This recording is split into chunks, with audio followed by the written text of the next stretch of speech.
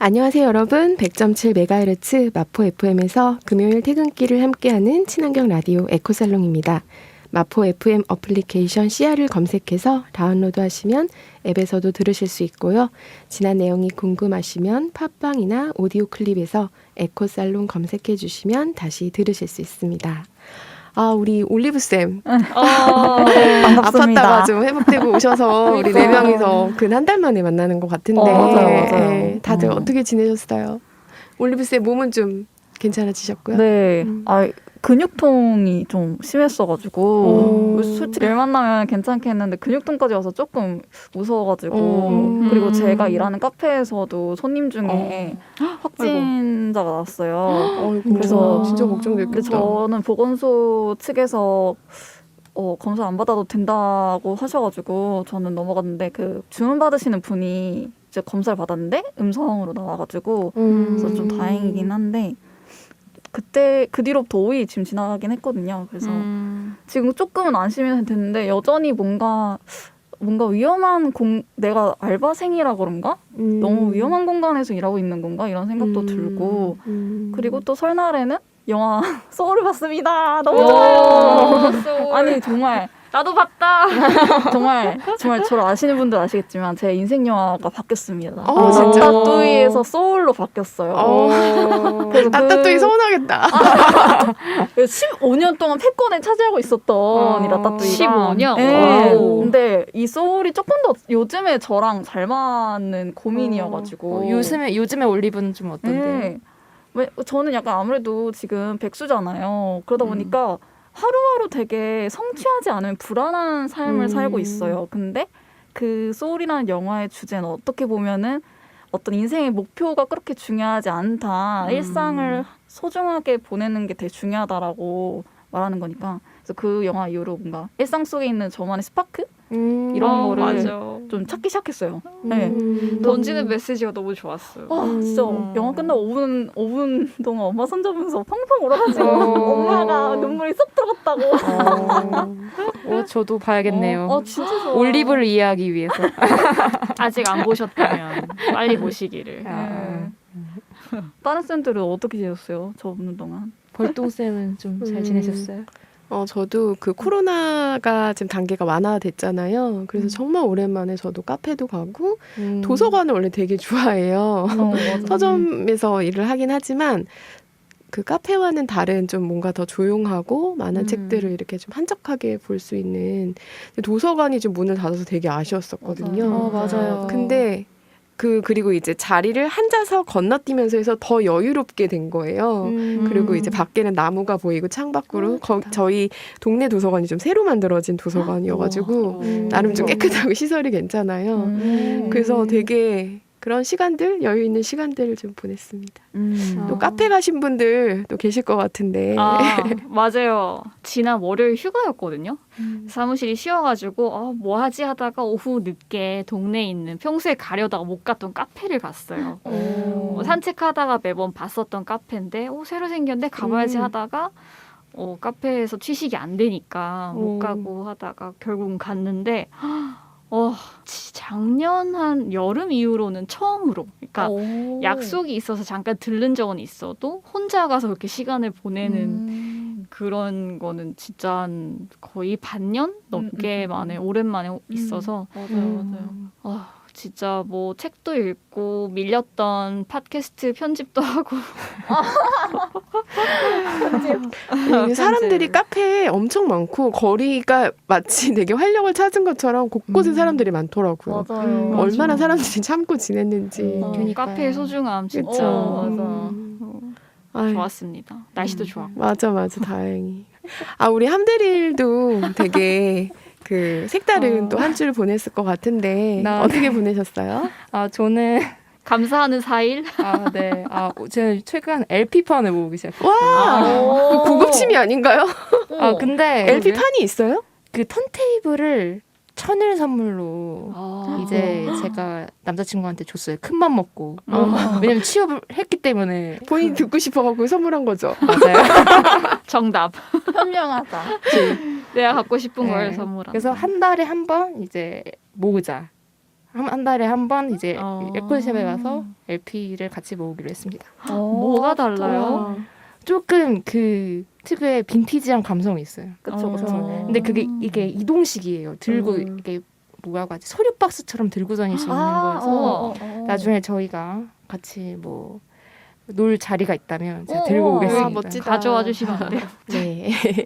모두들 한 주 또 잘 보내신 것 같네요.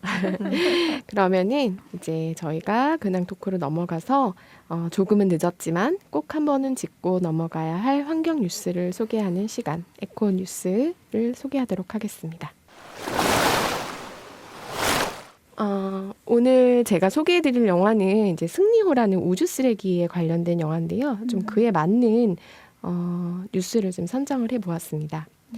1957년이 소련이 인공위성 스푸트니크 1호를 발사했다고 해요. 그 이후로 지금까지 지구를 돌고 있는 인공위성은 약 1만 개에 달한다고 합니다. 생각보다 굉장히 많지 않나요? 많다. 그런데 그 수가 2030년쯤에는 4만 6천여 개에 달할 것으로 예상이 된다고 해요. 지구 궤도에는 인공위성만 돌고 있진 않겠죠. 이 기존에 올렸던 1만여 개의 인공위성들의 파편들이 엄청나게 많은데요. 그게 바로 우주 쓰레기고요. 그 조각까지 합친다면 1억 개가 넘게 있다고 해요. 그래서 혹시 사진을 보셨는지 모르겠지만 멀리서 보면은 지구가 있고 그 지구에 마치 띠처럼 그 우주 쓰레기들이 둘러싸여 있어요. 그게 밖에서도 보일 정도로. 그 정도로 그 파편들이 많다고 합니다. 현재 이야기입니다. 미래 이야기가 아니라요. 그런데 이 우주 쓰레기가 이제 앞으로 더 증가를 하겠죠. 더 좀 당황스러운 거는 이거 자체, 이 쓰레기 자체를 세계의 그 초우량 기업들이 차세대 먹거리로, 산업의 먹거리로 이 우주 쓰레기 청소 사업에 지금 뛰어들고 있다고 해요. 그래서 추락하는 인공위성이 지상 100km 이내로 진입하면 별똥별처럼 점화해서 소멸을 하지만 1000km 고도를 도는 우주 쓰레기가 그렇게 소멸하려면 100년 이상 걸린다고 해요. 마치 그 플라스틱 같은 느낌이 좀 들지 않나요? 그래서 우주 쓰레기를 직접 수거해서 처리하는 방법이 지금 최선인데요. 참 우리가 이 지구에서도 쓰레기 문제로 전 지구가 포화 상태여서 참 머리가 아픈 상황인데 이 우주에서도 이미 쓰레기가 이렇게 넘쳐나고 있다라는 사실이 우리가 좀 이따 다룰 그 승리호의 2092년이 아니라 지금 바로 현재 일이라는 것에 참 할 말을 좀 잃었습니다. 되게 재밌는 뉴스고 저는 미세 플라스틱이 막 생각이 나요. 큰 우주 쓰레기가 조각조각 파편화돼서 더 이상 사실 그 바다에 흘러 들어가 미세 플라스틱도 저희 더 이상 주워 담을 수 없는 지경에 이르렀잖아요. 우주 쓰레기도 이렇게 그리고 이 작은 파편을 다 어떻게 그러니까요. 모으겠어요. 이게 감당이 안 될 것 같고 그 어떤 영화죠? 무슨 SF 영화 제목은 기억 안 나는데 그 영화 하나에서도 한 우주복을 입은 그 우주인이라고 해야 되나? 그 이제 우주선 바깥으로 나갔는데 그 파편에 막 치여가지고 다치고 이랬던 장면들이 기억이 나거든요. 산드라 블록이었나?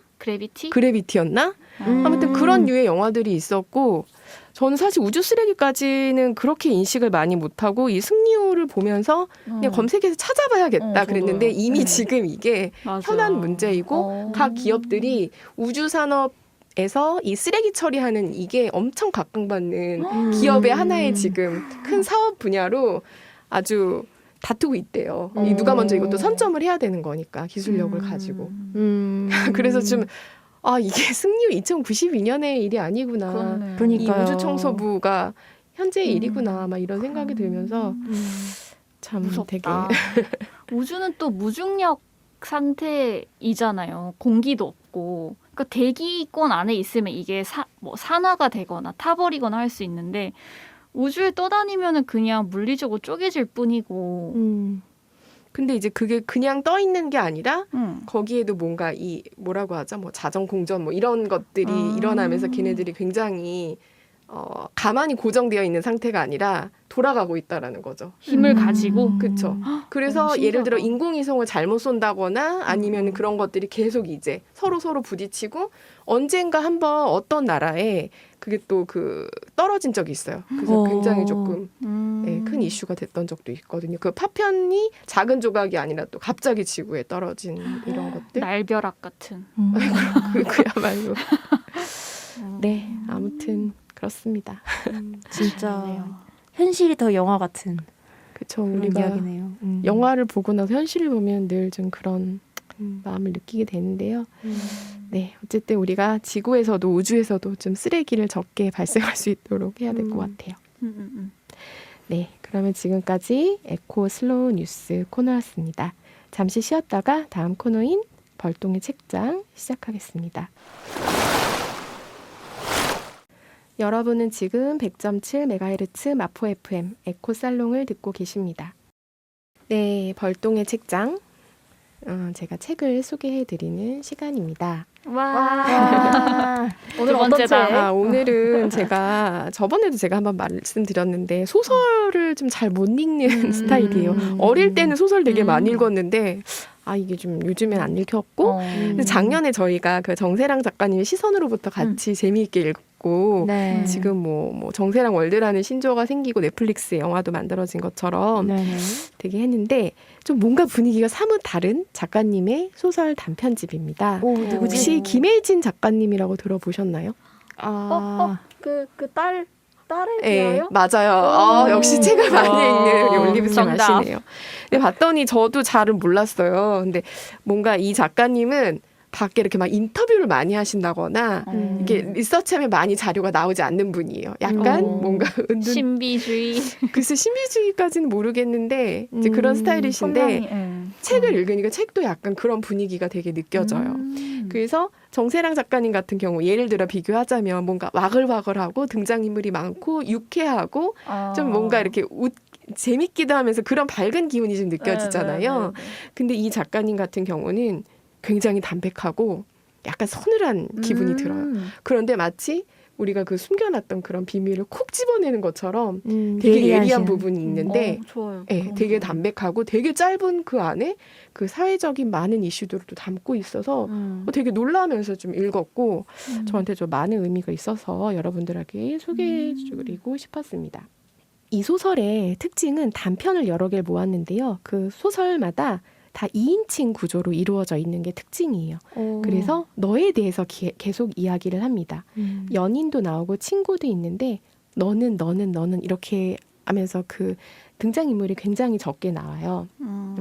특징은 서로가 매우 다 가까웠고 서로 잘 아는 관계라고 생각을 하는데 너와 이 나 사이에는 이해할 수 없는 격차들이 계속 발생합니다. 그래서 여러 가지를 되게 많이 다루고 있었는데 제가 좀 인상 깊게 읽었던 그 소설은 하나는 3구역, 1구역이라는 거였어요. 여기서 나오는 너와 나는 골목에서 길고양이들 이렇게 밥도 주고 챙겨주면서 그냥 우연히 만나게 된 사람들이에요. 근데 이 너라는 사람을 되게 다정하고 경계도 없이 오픈 마인드로 사람과 되게 친해지고 말도 잘하는데 그리고 길고양이도 끔찍하게 사랑하고 되게 동물들을 돌봐주는데 한편으로는 이제 만나면 만날수록 이 나라는 사람이 너에 대해서 이해 못하는 지점들이 생기게 되는 거예요. 왜냐면은 그 길고양이를 돌보는 지역이 이제 재개발 구역이어갖고 막 건물들을 다 허물어야 되고 집을 부수어서 이제 개발 이익 때문에 엄청나게 분쟁이 시끄러운 지역인데 이 너는 고양이에 대한 사랑과 동물에 대한 사랑은 되게 끔찍하지만 이익 앞에서는 아주 물불도 가리지 않는 약간 그런 스타일로 느껴지는 거죠. 그래서 빨리 거기에 살고 있는 사람들이 얼마나 힘들겠어요. 그런데 빨리빨리 저 낡은 거 부수고 개발해가지고 나는 이익도 챙기고 여기 지역도 좋아져야 돼. 약간 그런 입장을 챙기면서 나는 너에 대해서 굉장히 이제 점점 거리감을 느끼게 되고 이해하지 못할 지점이 생기게 되는 거예요. 이제 그런 부분도 있고 여러 소설 중에 또 하나는 등장인물 중에 이제 채식을 하면서 그 되게 음식에 대한 기준이 높은 너라는 또 인물이 나와요. 근데 이 인물도 또 한편으로는 주변에 있는 사람들의 약간 배려심이 없는 또 이런 게 이제 나오거든요. 그래서 여기서 나오는 그 너를 좀 비판적인 입장에서 바라본다라기보다는 이런 너가 결국은 내 모습이다라는 거를 작가가 이야기하는 내용이었어요. 그래서 저는 이걸 보면서도 사실 우리가 이제 환경 이야기를 하고 있고 약간 뭐 이렇게 정치적으로도 좀 옳은 거를 한다고 이제 그런 신념을 가지고 좀 살고 싶어하는 성향이 있는데 그러면서 혹시 나는 또 누군가를 선하다는 이유로 뭐 이렇게 다른 쪽으로 차별이나 배제하진 않았나 좀 이런 생각을 뒤돌아보게 했습니다. 내가 아닌 너 네. 그렇게 보지 않았나? 그래서 좀 그런 시각들을 되게 담담하면서 담백하게 그려내가지고 좀 추천해드리고 싶었어요. 그래서 아마 이 방송을 들으시는 분들도 이런 신념이나 가치를 중요하게 생각하시는 분들이 많을 텐데 혹시 나는 다른 사람에 대해서 조금 배려를 좀 더 하는 사람인지 뒤돌아볼 수 있는 계기를 주는 소설인 것 같습니다. 제가 이 책을 그 소설 보다 봄 2020년 그걸로 읽었거든요. 이게 단편 소설이니까 거기 실려 있더라고요. 요 챕터 네, 요 소설이. 그래서 그때 처음 김혜진 작가님이랑 이 책을 읽게 됐는데 이게 나오는 이 너가 길고양이 끔찍히 챙기는 것도 맞지만 개발에 대해서 저는 약간 막 그렇게 스트레이트하게 완전 다 부숴버려야 돼 약간 이런다기보다 되게 너무 나쁜 사람이 아니라 그냥 철저히 어떤 생존 본능을 가진 사람 중 한 명이라고 저는 느껴졌어요. 그게 막 어떻게 보면 나쁜 사람이라기보다는 그냥 다양한 인간 분산 중 한 명이라고 느껴져가지고 나였으면 어떻게 됐을까라는 고민을 하게끔 만들더라고요. 내가 이 나였을 때. 그러니까. 나는 과연 저 사람을 차별 없이 있는 그대로 받아들였을까? 저도 아니었을 것 같거든요. 그리고 저는 약간 나는 그런 게 있는 것 같아요. 막 어떤 사람에 대해서 이 사람이 환경운동 한다 하면은 약간 이런 사람은 그렇겠거니라는 어떤 무의식적인 판단을 하게 돼요. 환경운동하면 그럼 채식 쪽에 좀 관심 있지 않을까? 뭐 어떤 진보적인 시각을 갖고 있지 않을까? 하지만 실제로 제가 그 사람을 100% 아는 것도 아니고 맞아요. 결국엔 만나다 보면은 이렇게 너와 나 사이에 이해할 수 없는 격차가 생기는 거니까 그래서 좀 나 스스로 그런 시선을 갖지 않도록 끊임없이 다름을 이해하는 노력이 필요한 것 같더라고요. 맞아요. 그래서 작가님 얘기처럼 너란 2인칭에 대해 쓰고 싶었지만 결국 나로부터 출발하고 나에게로 돌아온다는 이야기다. 이런 관점이 너무 좋았던 것 같습니다. 맞아요. 네, 그러면은 벌동이 책장 여기서 마무리 짓고요. 슬기로운 덕질 생활로 들어가도록 하겠습니다. 지금까지 이번 주에 에코 뉴스에 대해서 이야기를 나눠봤는데요. 이제 본격적으로 슬기로운 덕질 생활로 들어가서 오늘의 메인 콘텐츠를 소개하려고 합니다. 에코살롱에서는 보다 깊은 이야기를 나누기 위해 스포일러를 하고 있으니 참고 부탁드리겠습니다. 네, 오늘 제가 소개해드릴 영화는 승리호입니다. 여러분들 재밌게 보셨나요? 너무 재밌었어요. 엄청 뜨겁네요. 네. 넷플릭스에서도 뭐 전 세계 1위를 뭐 차지했다고 해요. 검색이. 홍보를 진짜 많이 때리긴 하더라고요. 그렇구나. 글로벌 1위. 와우. 보면서 자본의 냄새가 느껴졌어요. 돈 냄새가 나지 왜 계속 영화 속에서. SF 영화는 일단 자본이 없으면 만들 수가 없는 영화니까 물론 그게 기본 베이스긴 하겠죠. 정말 네. 화려한 CG. 맞아. 근데 그쵸? 그 화려한 CG에 비해서는 자본이 상대적으로 덜 들어갔다 그래요. 어. 되게 가성비 좋게 만들었다고. 400억 정도 들어갔다고 그랬는데 가성비가 있는 거군요. 그게. 400억이면 되게 싸게 만들고 그 정도 CG 퀄리티면. 그렇군요. 이 뭐 억 단위가 넘어가면 이 감이 안 잡혀가지고 네. 뭔가 큰지 잘 감이 안 왔는데요.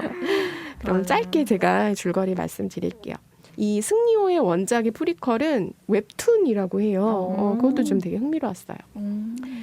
2092년 지구가 병들고 우주 위성 궤도에 인류의 새로운 보금자리 UTS가 만들어지는데요. UTS는 국가가 아니라 기업입니다. 지구 전체 인구의 5%만이 UTS에 거주하고 나머지 95%는 병든 지구에 남아있거나 아니면은 우주 노동자가 되어서 뭐 쓰레기를 치운다거나 하는 위험한 일을 하고 있습니다. 여기에 나오는 인물들은 어떤 사연이 있어가지고 그 돈에 굉장히 집착을 하는 조종사 태호가 있고요. 또 우주 해적단을 이끄는 장선장 김태리가 나오고 깽단 두목이었다가 기관사가 된 타이거 박이 나오고요. 그리고 여기서 이제 로봇이 나오죠. 업둥이가 돼서 캐릭터가 나오고요.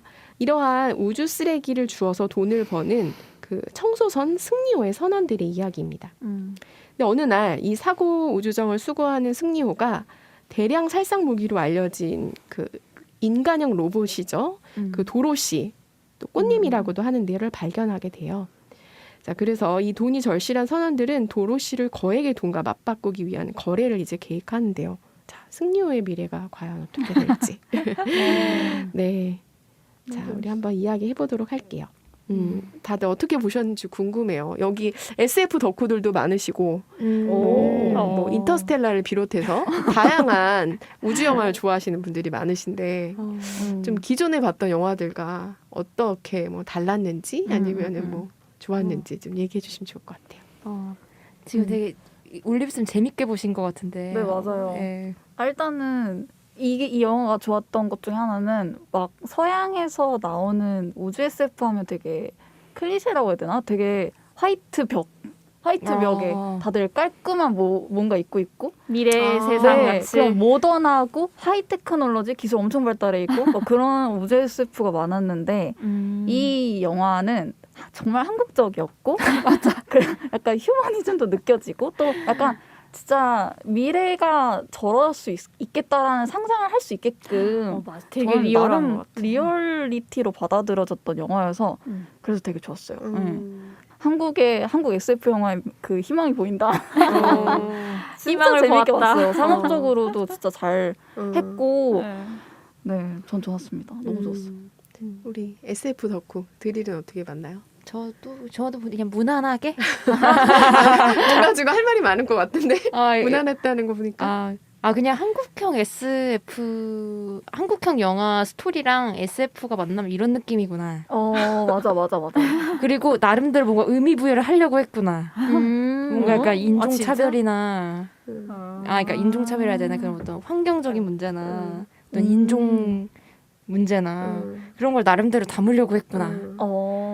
사실 거기까지. 그 이상으로는 이게 뭔가, 왜냐면 이게 좀 깊은 의미를 담는 그런 느낌보다 오락성이 맞아요. 좀 짙은 영화여서 맞아요. 그냥 무난하게 재밌게 봤다. 저는 맞아. 그런 느낌이었던 것 같아요. 무난했다 평가. 우리 무난했다. 라마쌤은 어떻게 보셨어요? 저도 그냥 시간 때우기용으로 정말 완벽한 영화다. 킬링타임 맞아.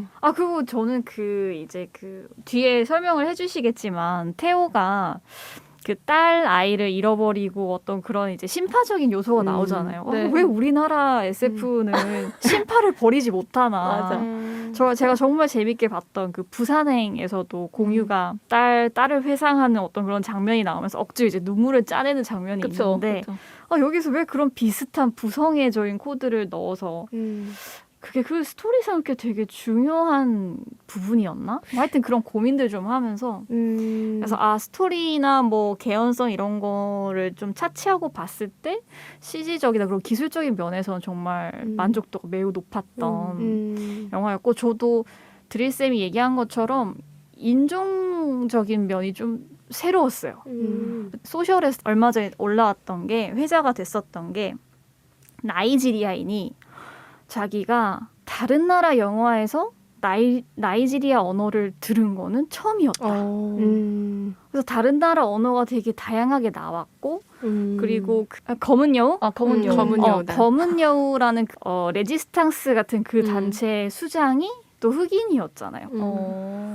그런 설정도 사실은 의외로 찾아보기 되게 힘든 다고 하더라고요. 제가 발견한 건 아니고 이제 그 소셜에서 이제 화제가 됐었고 그런 부분도 되게 인상 깊었고 사실 저는 딱 영화를 볼 때 아차 싶었던 게 UTS의 수장이 이제 설리번이 딱 나올 때 왜 항상 저런 단체의 헤드는 백인 남성일까? 진짜 왜 또 그런 거지? 했는데 정말 제대로 이제 악역을 하고 정말 활약을 하는 거는 이제 다양한 인종들이 활동을 해주는 모습을 보여줘서 되게 끝날 때는 만족하면서 다양성을 위한 노력은 했다. 새로운 시도를 좋았어요. 나름 많이 한 것 같아요. 맞아. 근데 약간 그 라마스 말대로 스토리가 좀 아쉽긴 해요. 약간 이 사건들을 좀 심파적으로 배치하지 말고 그냥 이왕 오락성으로 갈 거면 맞아. 흥미진진한 사건들을 만들어가지고 그냥 배치를 하면 되는데 거기에 꼭 이렇게 전형적인 한국형 스토리 이미 다 아는 거 배치할 필요가 있었을까? 나는 아쉬움이 남지만 새로운 시도를 많이 했다는 점에서 완벽할 수는 없으니까. 완벽할 수는 없으니까. 다 줬다. 네. 재밌게 봤어요. 너무 나아가면은 또 대중들한테 외면받을까봐 좀 걱정이 되었나 감독님이. 그래서 저는 그 선장이 또 김태리 배우가 비켜라. 선장으로 나오잖아요. 유는 되게 것들아. 좋았어요. 저도 김태리 좋아해요. 너무 좋아요. 연기 너무 잘하고 잘 어울리더라고요. 그러면은 다들 재밌게 보신 것 같고. 그런데 저는 이 영화 보면서 좀 궁금했던 게 여기 보면은 인간이라기보다는 항상 다른 SF도 좀 마찬가지인 것 같아요. 그 초다국적 기업이라고 해야 되나요? 항상 왜 제2의 지구를 원하고 이 지구가 하나뿐이라고 생각하지 않고 개척을 하고 우주에 나가고 이 지구는 이제 끝날 것이다. 거기서 우리는 새로운 걸 건설해야 된다. 이런 주제들이 승리호뿐만이 아니라 굉장히 많이 나오잖아요. 맞아. 좀 그런 지점들이 궁금했어요. 그래서 UTS 같은 경우도 이제 슈퍼플랜트가 지구를 복원하려는 원래 계획이었다고 빵을 쳤죠. 거짓말을. 맞아. 근데 현실에서도 기업들은 늘 그 넘쳐나는 좀 거짓말로 진실을 왜곡하는 것 같다라는 느낌을 받았는데요. 여러분들은 어떻게 생각을 하시나요? 제2의 지구를 우리가 찾아야 된다고 생각하시나요? 근데 지구인은 지구에 살기 위해 만들어진 종이잖아요. 지구가 아닌 어느 곳에서 살 수 있을까?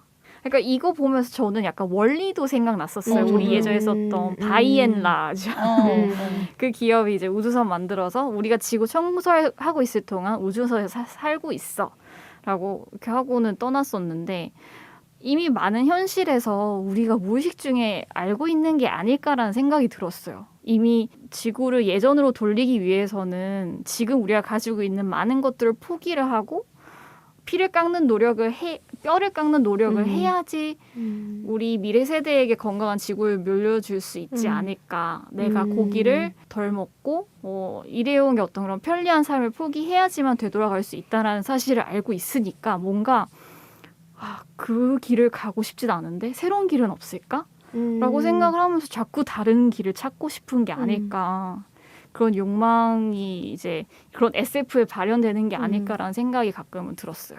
근데 사실은 그게 일반적인 우리 뭐라고 해야 되죠? 시민들의 생각이라기보다는 지금 이거를 계획하고 있는 주체들은 바로 그 예를 들어 현재는 그 미국의 최대 기업들이죠. 일론 머스크가 준비하는 그 이름은 해도 되는 거죠. 일론 머스크랑 누구죠? 그 아마땡의 대표 같은 경우 굉장히 그 우주에 대해 인공위성들을 많이 지금 쏘아 올리고 있잖아요. 그 이유는 바로 제2의 지구, 다른 곳에서 살 수 있는 곳을 마련하기 위해서 하는 것인데 사실 우리는 그냥 SF 영화를 통해서 보는 것뿐이고 그 사람들은 그거를 지금 현실화시키기 위해서 실제로 지금 실행 준비를 하고 있는 사람들이잖아요. 근데 기업들이 왜 그렇게 하는지 조금 왜 자꾸 그런 믿음을 주고 환상을 주는지 조금 저는 의문이더라고요. 돈 때문이죠 뭐. 돈 벌려고. 저는 처음에는 돈 때문이라고 생각했는데 일론 머스크 인터뷰를 보면은 이게 단순히 돈 때문이라기보다는 어떤 그 기업가 CEO의 신념, 가치관 그리고 꿈에 대한 욕망 이런 게 많이 작용하는 것 같아요. 사실 지금은 되게 단기적으로 봤을 때 진짜 돈이 오히려 적자가 많이 나는 사업이고 장기적으로 봤을 땐 뭐 좋아진다고 해도 일론 머스크가 그때는 살아있을지 모르는 일이기도 하고 그런 위험을 리스크를 감수하고서라도 일론 머스크가 하는 이유는 인터뷰를 봤을 때 자기는 우주에 나아가고 싶은 그런 꿈과 희망, 욕망이 있다라고 얘기를 하더라고요. 그런 걸 보면서 지금 기업들이 단지 경제적인 어떤 이익을 보는 것도 있겠지만 기업가의 정신에 이 기업의 활동이 미치는 영향도 되게 크다고 생각을 했어요. 그래서 그런 기업의 행보에 따라서 우리 시민들한테도 그게 영향을 주는 것 같아요. 일론 머스크가 어떤 행보를 보이냐에 따라 이 시민들이 주식을 사고 또 우주에 대한 산업에 대한 욕망을 또 같이 갖게 되고 그렇다 보니까 이렇게 좀 수직적으로 영향 파급력을 주는 게 아닐까? 그래서 맞아요. 기업이 시작하는 거지 시민들이 먼저 우주에 대한 욕망이 있어서 시작하는 것 같지 않아요. 근데 저는 그게 하는 기업들 중에서도 약간 엔지니어나 과학자 출신들이 좀 많잖아요. 누구지? 그 마이크로소프트 사장님 누구죠? 빌 게이츠요? 네. 네, 그분도 마찬가지로 뭐 백신이랄지 이런 거에 굉장히 그러니까 과학에 대한 기술에 굉장히 약간 맹신이라고 해야 되나? 거기에 신념이 있는 것 같아요. 그쵸. 맞아. 돈의 문제도 있겠지만 과학자로서의 더 나은 미래가 우리를 기다리고 있다라는 그 기술에 대한 믿음에 대한 신념이 또 그렇게 계속 우주에 대한 열망을 만들어내는 건 아닌가 이런 생각이 들었습니다. 맞아요. 네. 어떻게 보면 그 꿈을 꿀 수 있는 모든 전제는 인간이 진보할 수 있는 존재라는 그리고 더 발전할 수 있는 존재라는 어떤 믿음, 전제 그런 게 있는 것 같아요. 네. 근데 저는 그 여기서 미디어에서 노출되는 어떤 기업가 정신 이런 게 되게 그 올리브 쌤이 말하는 그런 미래에 대한 비전을 제시하는 측면도 있지만 누구를 위한 비전이며 꿈인가라는 그니까. 생각이 좀 들더라고요. 네. 그러니까 맞아요. 예를 들어서 그런 거랑 비슷한 것 같아. 내가 어떤 상품을 샀을 때 이런 효과가 있을 거야라고 광고를 하는 것처럼 우리가 이렇게 미래 산업에 투자했을 때 이런 아름다운 미래가 있을 거야라고 그런 밝은 부분만 보여주는 느낌? 약간 굉장히 이런 어두운 부분 네. 뒤에서도 나중에 또 네, 얘기하겠지만 맞아요. 우리. 그런 부분에 대해서도 우리가 분명히 알고는 있어야 될 것 같아요. 네, 맞습니다. 그래서 지금 한드리 쌤이 얘기하신 것처럼 그런 좀 어두운 이야기들, 좀 더 깊은 이야기들을 저희가 다음 시간에 이야기 나눠보도록 하겠습니다. 그러면 잠시 쉬었다가 슬기로운 덕질 생활 다시 이어가 보도록 할게요. 여러분은 지금 100.7MHz 마포 FM 에코살롱을 듣고 계십니다. 네, 앞 시간에 저희가 좀 이야기를 나눴었는데요. 좀 본격적으로 이 UTS에서 나오는 계급 문제를 조금 이야기해 보고 싶었어요. 뭐 설국열차 같은 영화에서도 마찬가지고 SF에서는 늘 계급이 존재해요. 우주로 날아갔는데도 불구하고 지구에서도 이 계급 문제가 정말 지긋지긋한데 거기까지 가서도 변치 않는 그런 미래상이 그려지는데요.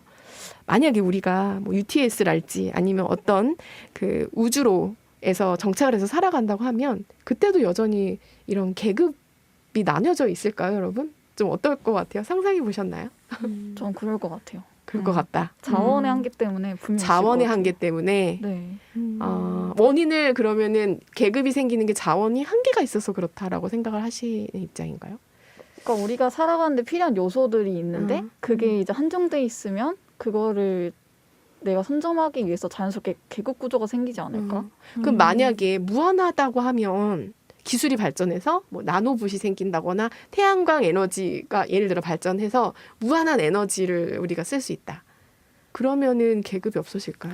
그럼에도 불구하고 노동은 있을 거잖아요. 예를 들어서 UTS를 만들어서 UTS의 세상으로 갈 수 있기 위한 어떤 자원이나 물자를 대는 계급은 한정되어 있을 거예요.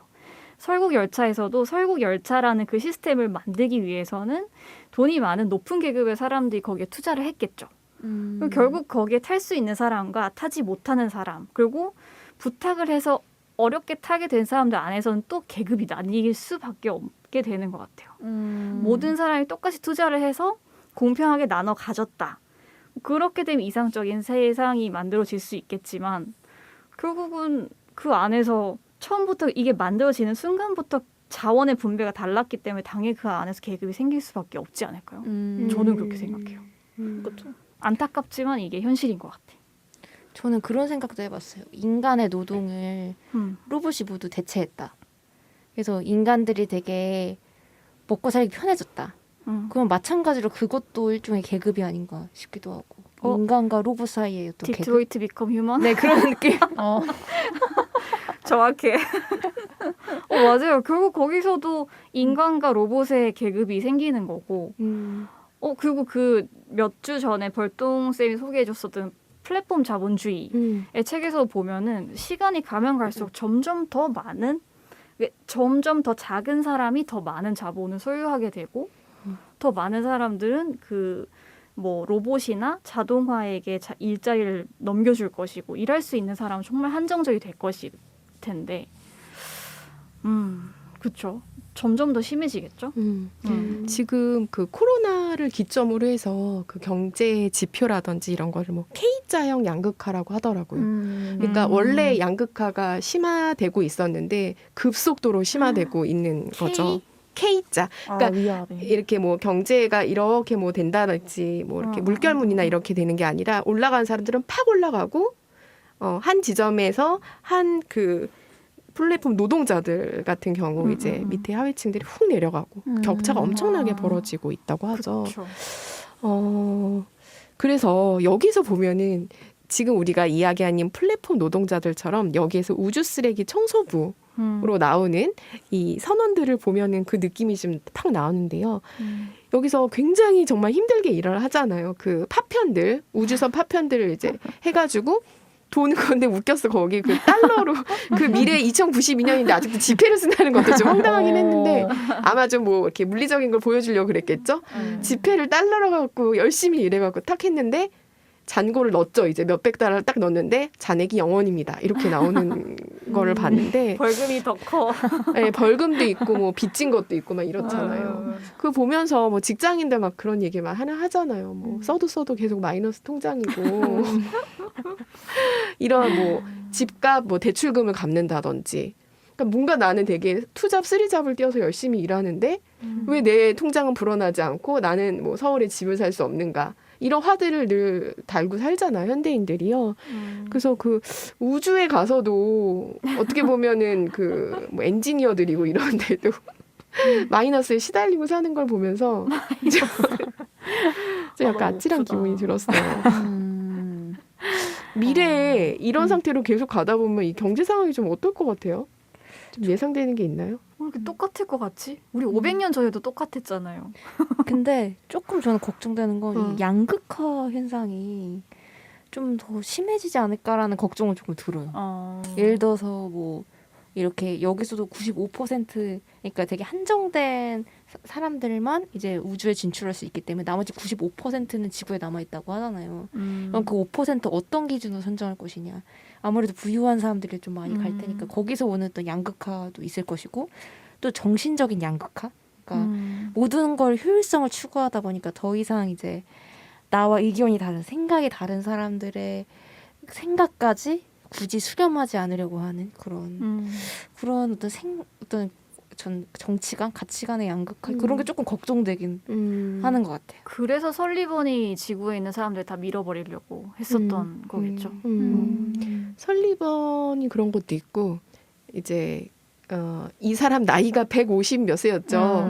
그래서 역으로 추산해 보니까 태어난 시대가 약간 그 세계대전 때 태어난 걸로 추정이 되더라고요. 뭐 1940년, 50년 이때. 그래서 거기 영화에서도 보면 뭔가 약간 가족을 잃어버리고 인간 본성에 대한 약간 회의가 많은 사람이잖아요.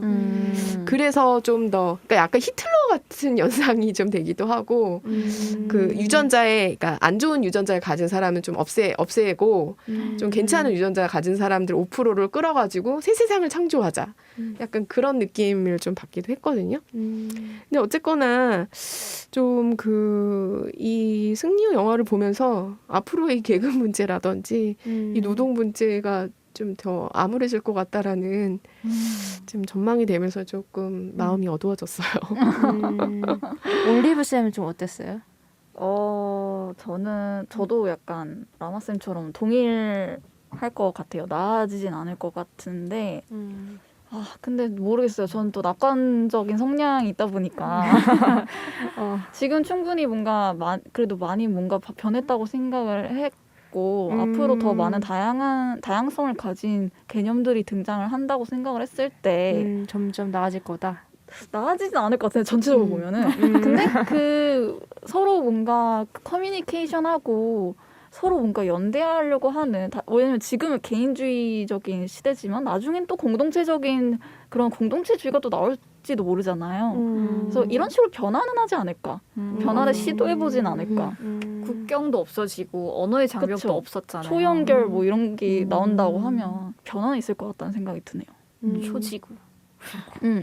진짜 국경이 없는 시대가 올까요? 약간 그런 것도 되게 궁금하더라고요. 언어 같은 경우는 지금 번역기가 굉장히 잘 발달이 돼 있어가지고 그쵸. 이제 해외 어디 가서도 그냥 뭐 번역기 돌리면은 되게 쉽게 되고 여기서도 좀 그게 재밌었어요. 각자 그러니까 공통의 언어가 필요 없이 자국어로 얘기하면 알아서 그냥 서로 다 번역이 되고 통역이 되는.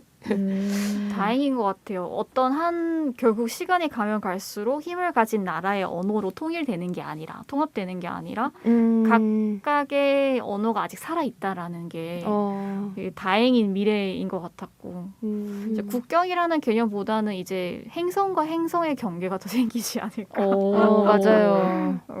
와우. 수성을 갈 것인가 화성을 갈 것인가 뭐 그런. 지구 연합 뭐 그런 느낌. 스타워즈다.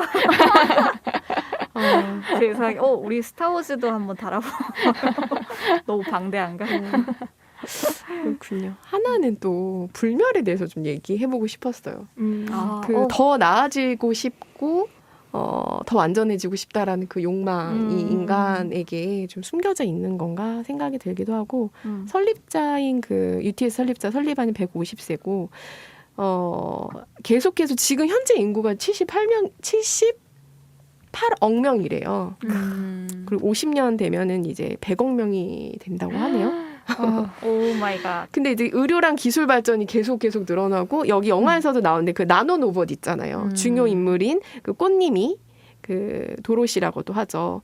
이 나노 로봇이 심겨져서 그 되게 불치병이 있었는데 나섰고 초능력 같이 막 발휘하게 되잖아요. 근데 지금 이 나노 로봇을 굉장히 많이 개발하려고 노력 중에 있다고 해요. 그래서 신기하다. 그러니까요. 앞으로의 미래가 이 나노 로봇이 발전돼서 질병이 많이 치유가 되고 인간의 수명이 더 늘어나고 인구가 더 많이 늘어나게 되면 어떨지 되게 궁금해지기도 합니다. 근데 저는 안타까운 게 진짜 우리 100억 명 되면 어떡해요? 그러니까 생각만 해도 근데 아찔한데. 100억 명은 굉장히 쉽게 될 것 같아요. 지금 현재가 78억 명이기 때문에. 너무 싫어. 예. 그 어떤 과학자가 나왔는데 현재 야생동물인가 뭔가 가축을 빼고 그거를 다 전체 합계해서 한 거보다 현재 인구의 그 무게를 잰 무게가 훨씬 더 많대요. 그래서 지금 인구가 그 개체수가 엄청난 개체수다. 지구를 그야말로 지배하고 있다. 심지어 인간은 그것도 없어. 상위 포식자도 없고. 그렇죠. 맞아. 인간이 상위 포식자죠. 자연밖에 없어. 모기? 바이러스? 맞다. 바이러스. 그래서 코로나가 그러니까 인간에게 남은 이제 천적이죠. 저는 건강하게 짧게 살고 싶어요. 아예 100살? 100살? 100살도 욕심인가? 80? 짧게 100살이면 약간 아니, 설마 욕심쟁인데? 50살에 비하면. 그리고 저는 이 100억 명이 되기 전에 인간의 수명 사실 스위스에서도 안락사? 그쵸. 안락사 기계가 사실 스위스에서는 합법적으로 운영이 되고 있다고 하잖아요. 사실 그 100억 명이 되기 전에 저는 그게 오히려 더 널리 퍼지고 상용화가 되지 않을까라는 생각이 위험한 상상을 좀 해봤어요. 네, 우리 다가올 미래가 정말 어떻게 될지 누구도 예측하기 힘든데 좀 궁금해서 저는 좀 궁금해요. 앞으로의 그 꽃님이 같은 트랜스 휴먼이 나올지 나노 로봇이 돼서 우리 질병을 다 치료해줄지 네, 궁금하면서 더 나눌 이야기 많지만 우리 시간의 한계로 여기까지 이야기 나눠보도록 하겠습니다. 그러면 슬기로운 덕질 생활은 여기서 마무리하고 에코 서머리로 돌아오겠습니다. 여러분은 지금 100.7MHz 마포 FM 에코살롱을 듣고 계십니다. 이제 오늘의 마지막 코너 에코 서머리만을 남겨두고 있는데요. 다들 한 줄 평 부탁드릴게요. 라마쌤. 준비되어 있습니다. 오늘 저희가 꽃님이 돼서 얘기를 많이 못하긴 했는데 영화 안에 보면 꽃님이가 영화 후반부에 정기적으로 지구에 내려가서 식물과 나무를 좀 키우는 그런 중요한 역할을 하게 되죠. 지구의 자생을 돕는 그런 역할을 하게 되는데 저는 그걸 보면서 지금 우리가 이 라디오를 듣고 있는 우리 모두가 함께 바로 행동을 한다면 우리 모두가 꽃님이가 될 수 있다. 라고 얘기를 하면서 마무리하고 싶었습니다. 라마 꽃님. 네, 우리 올리브쌤은. 네, 저의 한 줄 평은 한국 SF 영화의 한 줄기 희망이다라고 했는데, 근데 이제 에코살롱 입장에서는 이제 노동 문제라던가 우리 개그 문제 이런 거 다 있었잖아요. 그래서 영화 속에서는 아직 많이 다루진 않았던 것 같아요. 그래서 여전히 에코살롱 입장에서는 고민하고 논의해봐야 할 지점이 많았던 아쉬운 영화다. 그런 점에서는 아쉬웠습니다. 네. 미래 환경운동이 지금은 지구의 존재로 국한돼 있지만 나중에는 화성에 가서 캠페인하고 있지 않을까 이런 생각이 좀 드는 거예요. 그래서 이제 미래에 이제 화성에 가서 이제 화성 지부에서 활동하실 미래 환경운동가분들께 아니 화성은 화성인이 지켜야죠. 저는 함드릴의 한 줄 평에 반대하면서 UTS도 화성도 답이 아니다. 초록 지구별은 유일하다라는 좀 믿음을 가져야 우리가 지구를 지킬 수 있지 않을까 생각이 들어서요. 네, 우리 스스로가 이미 신비로운 나노봇이다라고 이야기하고 싶습니다. 와우. 좋다. 네, 그러면 이제 에코살롱 아쉽지만 인사드리려고 합니다. 저희는 김남아. 올리브. 함드릴 벌동이었습니다. 청취자 여러분, 남은 한 주도 들숨날숨에 에코하시길 바라겠습니다. 안녕.